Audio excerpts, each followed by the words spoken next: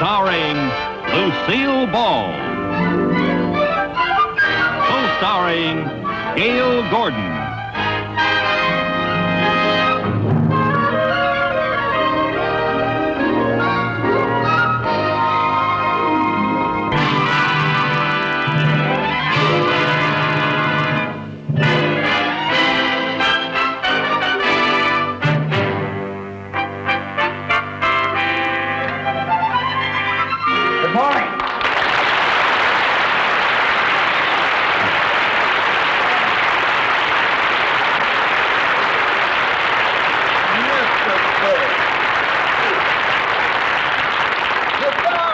Mr. Burns. Now then, what can I do for you? I stopped by to pick up my dividend statement. Ah, yes. Well, my secretary has your file. She'll be right back. Fine. Do you smoke cigars, Mr. Mooney? Yes, I do, yes. May I have one?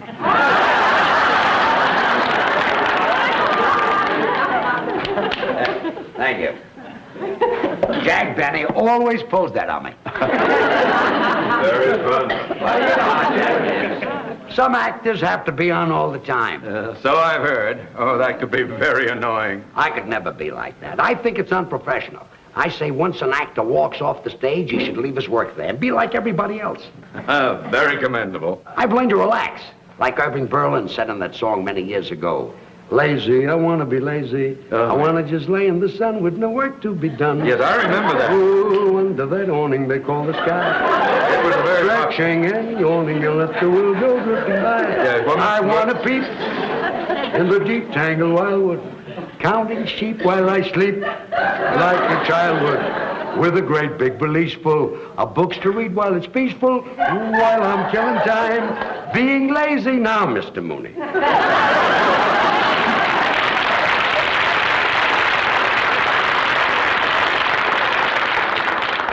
Maybe I can find your file, Mr. Burns. It should be here under the B's. All right, Martin, Miller, Munson, Murphy. Under the B's? Maybe we'd better wait for my secretary. I hope you don't mind waiting. Think nothing of it. Now that I'm not doing an act anymore, all I've got is time on my hands. You and Will, nothing but loving you. And if I fall, once and for all, I'll see my dreams come true. Moments to spare for someone you can't fall. Excuse me, Mr. Burns. Yes, I was here, what? But we could... Time on my hands, you and my... Mr. Mooney, don't be embarrassed. Nobody ever lets me finish a song. Would you care for another cigar? Oh, no, go right on with your work. Yeah. I'll just sit here and look at the stock report. Oh, yes. I envy you, Mr. Burns. How's that? Well, being able to retire in the prime of your life, just sit back and to collect dividends. Well, that might be true about some people, but not about me. Huh? It kills me not to be doing an act. Well, why did you stop working? Well, I've always liked to work with women. I had a great act going with Carol Channing, and then she left me. She went into Hello, Dolly, and then I did an act with Dorothy Provine, and then she went into television, and Connie Stevens went into pictures. Well, why don't you find some other girl to work with you? Mr. Mooney, comedians are not that easy to find. Got to find a girl with a kind of a pixie personality, eccentric, way out, a real kook. A girl like that is very, very hard to find. Here's the contract, Mr. Mooney. Well, it's about time you got here. I've been trying to find Mr. Burns' file. Oh, George Burns. How do you do? Oh, you've been a favorite of mine for years. Thank you. Oh, I used to watch you all the time on radio. You watched me on radio? I mean, I used to listen to you on television. Listen to me on television? Yeah, that was the year my picture tube went out. You should have gone back to watching me on radio. Oh, you say the funniest thing. Mrs. Carmichael! Yes, sir. I've been trying to find Mr. Burns' file. It is not under the B's. Oh, I must have put it under the X's. Why would you put the B file under the X's? Well, that poor little file never has anything in it. Here. Well, where is it? Well, no, I don't know. Wait a minute. I bet I know what I did. You see, Mr. Burns, I always have trouble remembering names, so I took a course in word association. Now, Burns reminds me of fire. So you filed it under the F? No, fire reminds me of stove. So you put my file under the S's. No, stove reminds me of pot roast. It's your turn. You filed it under the P's? No, pot roast reminds me of noodles. Mrs. Carmichael, you're making me angry. You're making me hungry. And noodles reminds me of my mother. It's your turn. Noodles remind you of your mother? Yeah, she made the best noodles, and I bet that's where I put your file. Under noodles. No, under gravy. Mrs. Carmichael, I don't know what I'm going to do with you. I know what I'm going to do with her. Start a whole new career. Mrs. Carmichael. Yes, sir. Have you ever thought about going on the stage? Oh, my life. How would you like to do an act with me? Oh, Mr. Burns, you can't be serious. I know it. That's why I want to get back on the stage. Oh. What do you say? Oh, well, that's very nice of you, Mr. Burns, but I couldn't do that. I couldn't quit my job here. Why not? Because it wouldn't be fair to you, Mr. Mooney. You need me. Good help is hard to find. Well, I'd be delighted to start looking.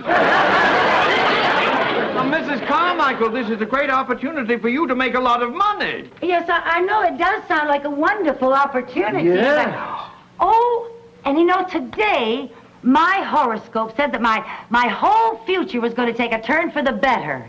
So did mine. How much would I make? Well, it's unprofessional for an artist to discuss money. Oh. That's usually handled by your agent or someone who handles your financial matters. Oh, well, Mr. Mooney usually handles all my financial things. Yes, and I'd be delighted to represent you in this matter. Would you? Yes, indeed. For the customary 20%. 10% is customary. Oh, 10. Oh, yeah. Well, you see, I'm new to show business. You two talk it over, and when you decide on what you want, you can get together with my agent. Fine. Here's my address. Be at my apartment tonight, and we can start rehearsing. Your apartment? Nice and quiet there, and nobody will bother us. Well, I hardly know you, Mr. Burns, and going to your apartment, you in show business and all. Mrs. Carmichael, you don't have to worry about a man like Mr. Burns. She does, too. Well,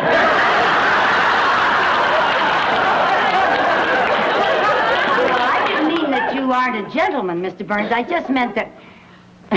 Well, I meant you're a man, and if I go to your apartment, people might talk. What people? There won't be any people there. And when I talk, nobody believes it anymore. Here tonight. Okay, Goodbye, Mr. Mrs. Burns. Carmichael. Well, thank you. Goodbye, Mr. Mooney.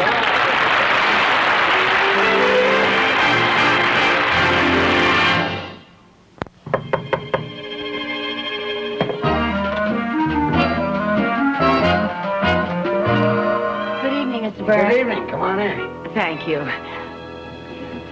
Oh, what a lovely apartment. Well, I'm glad you like it. Oh, it's so beautiful. Are you ready to try a little rehearsal? Oh, yes. I can hardly wait to find out what I do on the stage. First, you've got to learn how to get on the stage. Oh, yes, sir. See, Yes, making an entrance is very important. Oh. Now, let's see. Where are we? That'll be the wings right there. Oh, uh-huh. Now, this will be center stage. Yes, sir. Yeah. Is that the audience out there? That's the audience. Okay. Now, we're introduced over the house mic. Oh, are we? Ladies and gentlemen, here they are, George Burns and Lucy Carmichael.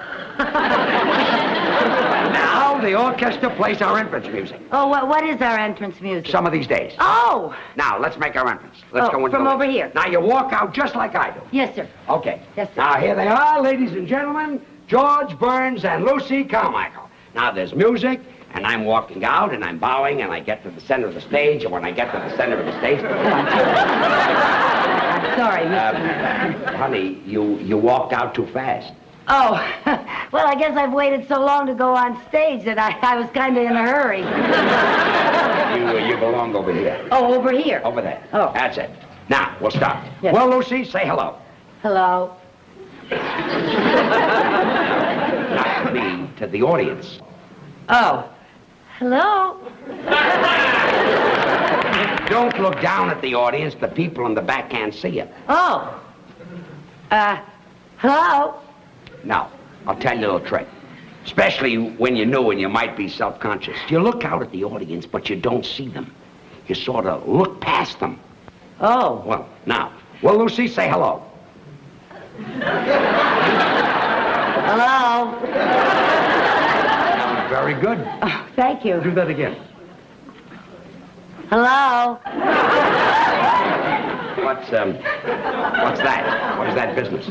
Oh, a little curtsy. Yeah, well, I saw Ginger Rogers do that on the Late Late Show last night. Yeah, I saw her on the show. She's my favorite. My very favorite. But she's very good. Yeah, Fred Astaire was in the picture, too. It was a wonderful picture. You know, at the beginning of it, Fred was an ambitious young dancer playing in a show in Muncie, Indiana. Muncie. You ever been in Muncie? I was closed there. Oh. Well, Ginger Rogers is one of the chorus girls in the picture, and Fred's up there dancing away, you know, and Ginger's in back of him kicking with the girls, you know, and she accidentally kicks Fred. And the people laugh, and Fred is very embarrassed, you know. And then the girls go off stage, and Ginger starts for her dressing room, and Fred comes off stage, grabs her, and starts bawling her out. And that poor little thing is on the verge of tears. She's hurt? Not her, him. Oh, him. It hurt where she kicked him. Oh. And he tells her she's nothing but a clumsy clown with 2 left feet. And he calls her a no-talent nitwit. And then she calls him a swell-headed nincompoop. Yeah, and that's when they realize that they really love each other. It always So later that night, he goes over to her apartment to apologize for bawling her out, you know. And he knocks on the door. He knocks on the door. If that's Fred Astaire, I'm giving up cigars. Come in. Oh, good evening, Mr. Burnley. Nice to see you. Hope you don't mind my dropping by. Now, I suppose you came by to transact a deal. Yes, I did, and to see how my client is getting along. Well, we've been rehearsing a little bit. Yeah, Mr. Burns is teaching me how to say hello. Hello. Oh, my, that's very good. She'll be worth a lot of money, this girl. Well, I don't discuss money. You'll have to talk to my agent. Hello. Yeah, no more. Hello? Save it until after we've made a deal. Oh. By the way, Mr. Mooney, I hope you don't think I'm taking advantage of you. How's that? Well, show business is new to you, and you'll be dealing with a man who's had a lot of experience in theatrical deals. Well, what's the difference? Money is money, and after all, a man with my vast banking and financial experience, it may be that your agent will be the one who is at a disadvantage. Oh, no. My agent is very good at money matters. Oh? Excuse me. Yeah. Hello? Mr. Burns, your agent's calling. Good, put him on. Hello, George. This is Jack. Just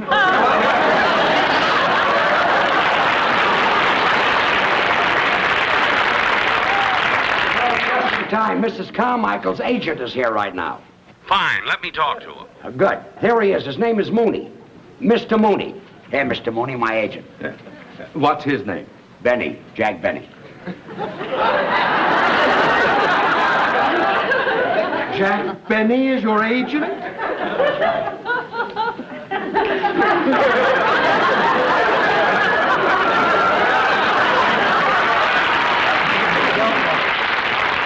We'll be fair to you. We will not. I'll handle this. You just get us booked someplace. I got you a break-in date for tomorrow night at a club in Santa Monica. We open tomorrow night at a club in Santa Monica. Oh, that's wonderful. Great. The bookers from Vegas will be in to see you, so I hope the act's good. Don't worry, she'll be fine. I mean you.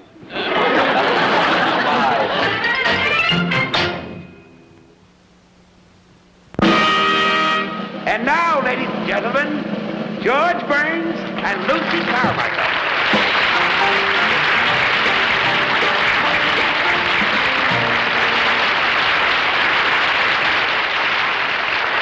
Lucy, say hello. Hello. Well, now that you're on the stage, what are you going to do? Oh, Well, when I was in the beauty parlor this afternoon, I heard a wonderful joke. Would you like to hear it? It had everybody dying laughing. We'd all like to hear it. Oh, well, this one man looked up and said to the other man, "Don't ask me, I just got here myself."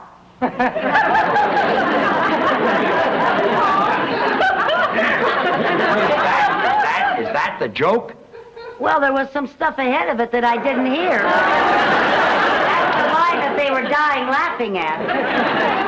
I wouldn't tell that if I were you.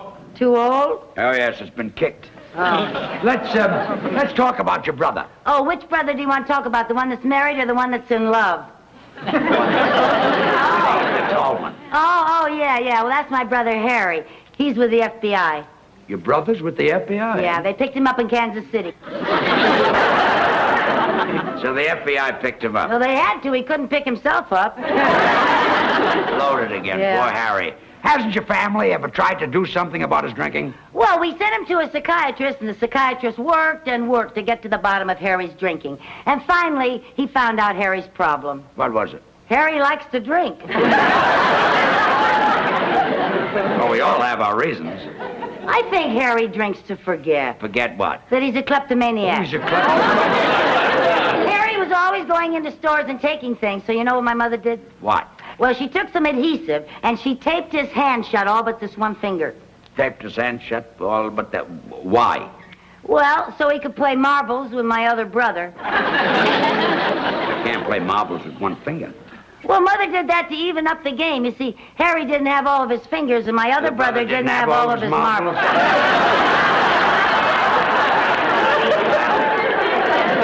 That made the game even. Yes, it did. But when your mother taped up Harry's hand so that he only had one finger, did this stop his shoplifting? Well, it helped. All he could steal were donuts. Harry likes donuts. That's right. It was a donut that broke Harry's back. Donut broke his back? Yeah, you see, he had a donut in his right-hand pocket, and he tried to get it out with his left hand. And broke his back? Yeah. Well, the next time he's got a donut in his right-hand pocket, tell him to try to take it out with his right hand. Well, that's kind of hard when you got your pants on backwards. He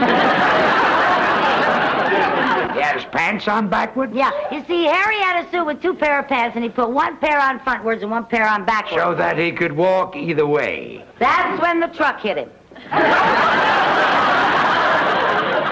What truck? The truck that didn't have its lights on. Well, why didn't the man in the truck have his lights on? Well, he didn't have to. It was daytime. Well, if it was daytime, didn't the man in the truck see your brother coming? He didn't know it was my brother. Oh, he saw two pair of pants coming toward him, and he drove right between them. Well, that's our music cue.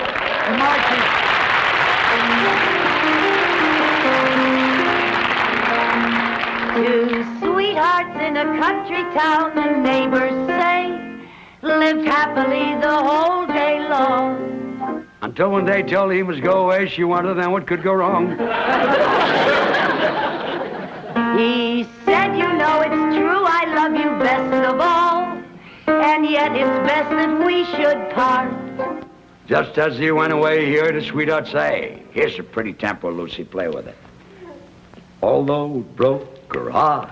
Some of these days, Yes, some of these days, you'll miss me, honey. you're gonna miss me, honey. Some of these days, Yes, one of these days, you'll feel so lonely. you'll be feeling oh so You'll lonely. miss my hugging. You used to love it when I'd hug and You'll squeeze you. miss my kissing. You'd ask for more, and I You'll tease miss you. me only You want me only when you go away. when you're a million You'll feel miles. so lonely. In the evening when the sun goes Just down, for me only. I'll be on the other side of For town. you know, Oh, honey, you know, baby, you've had your way. that you went and had your way. And when you leave me, I know 'twill grieve You me. can bet you're gonna be full of sorrow. You miss Your blue-eyed baby, some of these days. Dee-dee-dee-da, dee-dee-dee-dee-da, dee-dee-dee-dee-da, dee-dee-dee-dee-da, dee-dee-dee-da, dee-dee-dee-dee-da.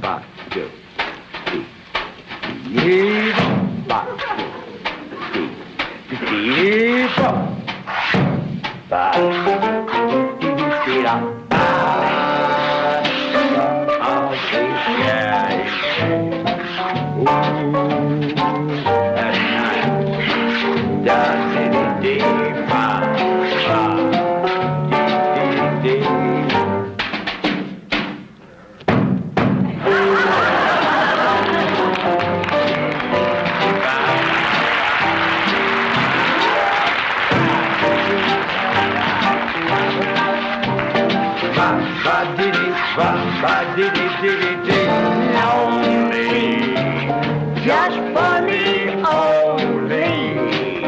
Don't you know, honey, that you had your way. That you've had your way. And when you say goodbye, wipe that tear from your eye. You're gonna miss your baby. You're gonna miss your red-haired mama. You're gonna miss your blue-eyed baby somebody. Miss your blue-eyed baby somebody.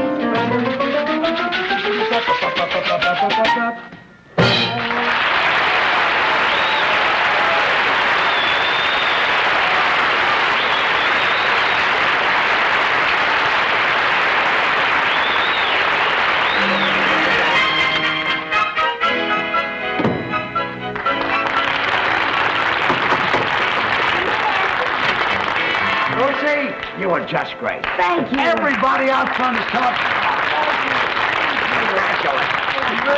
Carmichael, I couldn't be more proud of you. Oh, Mr. Mooney, that's the first time you ever kissed me. Well, banking and show business are different. You know, this girl is sensational, and the men from Las Vegas have offered $10,000 for the act. $10,000? They'll go as high as 15 if you won't sing. We'll take the 10. Did you hear that, Lucy? We're going to Vegas. Oh, that's just wonderful. You know, this is like what happened to Ginger Rogers in that picture last night. The producer saw her on the stage. She got an offer to go to Vegas, but she'd been with Fred so long that she didn't want to... Oh, Mr. Burns, I can't go. Why not? Oh, because I can't leave Mr. Mooney. But I want you to go. Oh, no, you don't. You need me. I don't need you. I want you to leave. Oh, I couldn't leave you any more than Ginger could leave Fred. Not even when Fred pretended to be mad and said things that were very nasty to make her mad. Mrs. Carmichael, please get it through your head. I want you to go with Mr. Burns. My life would be happier without you. Happier! Happier! That's just what Fred said, because he didn't want to stand in her way. But Ginger knew that Fred needed her, just like you need me, Mr. Mooney. Now. Mr. Burns, but it just wouldn't work. I couldn't be funny out on the stage thinking about Mr. Mooney back in the bank trying to get along without me. Mr. Mooney, you must be a wonderful man.